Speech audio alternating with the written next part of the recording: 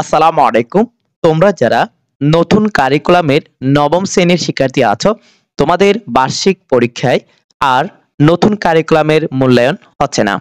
অর্থাৎ তোমাদের পূর্বের বছর ২০২৩ বা ২২-২০ আগের যে কারিকুলামটি ছিল সেটির অনুযায়ী তোমাদের বার্ষিক পরীক্ষা হবে।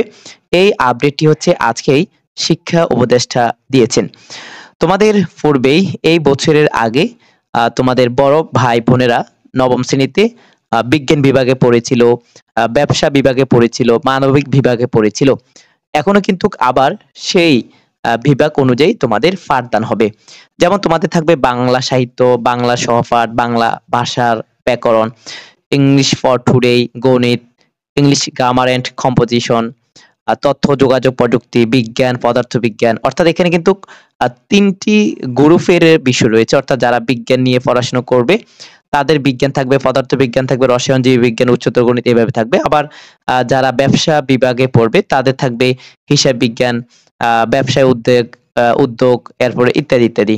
যারা মানবিক নিয়ে পড়াশোনা করবে তাদের থাকবে বাংলাদেশ ও বিশ্ব পরিচয় ইত্যাদি, ইত্যাদি। বন্ধুরা, অর্থাৎ তোমাদের সামনের যে দিনগুলো আসবে এখন, অর্থাৎ বার্ষিক পরীক্ষার জন্য যে দিনগুলো বাকি আছে সেই দিনগুলোতে আপাতত তোমাদের এই বিষয়গুলো থেকে পড়ানো হবে।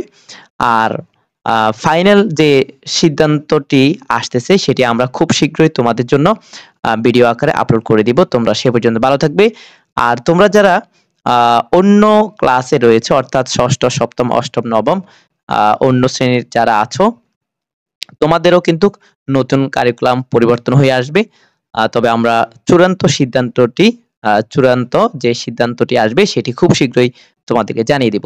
তোমরা আগের মতো করে গণিত, ইংরেজি, বাংলা, বিজ্ঞান যে বিষয়ে পড়াশোনা করতেছো, অর্থাৎ যে গ্রুপে পড়াশোনা করতেছো, মানে যে গ্রুপে পড়াশোনা করবে সেটা কিন্তু তোমরা নিতে পারবে।